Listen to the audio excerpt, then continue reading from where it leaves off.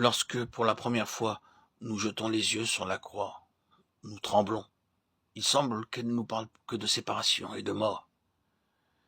Mais à mesure que nous marchons avec Christ, qu'il s'établit une communion plus intime entre lui et nous, la croix s'illumine de la lumière d'en haut. L'âme devient alors capable de sonder l'abîme de souffrance du Sauveur et de pressentir la gloire ineffable qui doit suivre. Abîme de souffrance, profondeur de gloire, où se penchent les anges pour essayer d'y voir jusqu'au fond. 1 Pierre 1,12. Pour l'apôtre Paul, la croix creusait un abîme infranchissable entre lui et le monde mauvais. Crucifié avec Christ, il n'est pas seulement délivré de l'esclavage du péché et des sanctions de la loi, mais il est aussi affranchi du monde. Le Seigneur Jésus s'est donné pour nos péchés, afin de nous arracher à ce siècle mauvais, ou ce monde mauvais. Galates 1,4. Il est mort sur la croix pour nous soustraire à la puissance des ténèbres. Colossiens 1,13. Au prince de ce monde de ténèbres. Éphésiens 6,12. Il nous transplantait dans son royaume. Nous sommes donc crucifiés au monde, non pas seulement aux choses et aux façons d'être mondaines, mais au monde lui-même. Puisque nous sommes cloués avec Jésus sur la croix, nous devons nous attendre à être traités par le monde de la même façon que notre Sauveur le fut.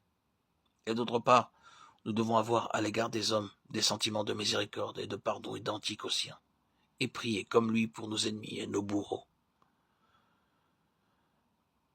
Retournons à la croix pour y voir tous les éléments qui composent ce monde mauvais, comme le Seigneur les vit lui-même, et pour comprendre ce qui nous attend si nous sommes unis à lui pour souffrir, mais aussi pour régner.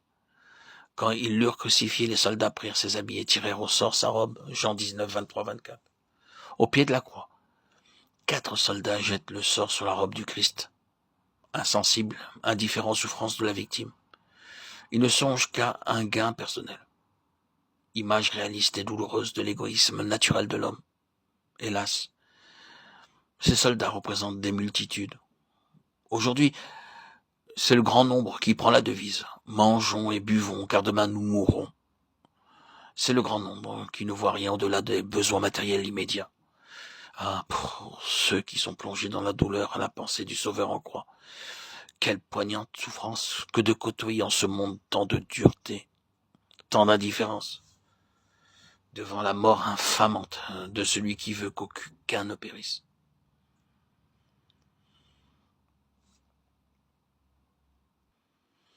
Le Seigneur Jésus s'est donné pour nos péchés.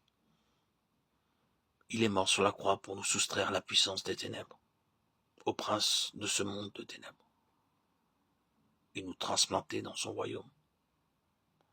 Nous sommes donc crucifiés au monde, non pas seulement aux choses et aux façons d'être mondaines, mais au monde lui-même.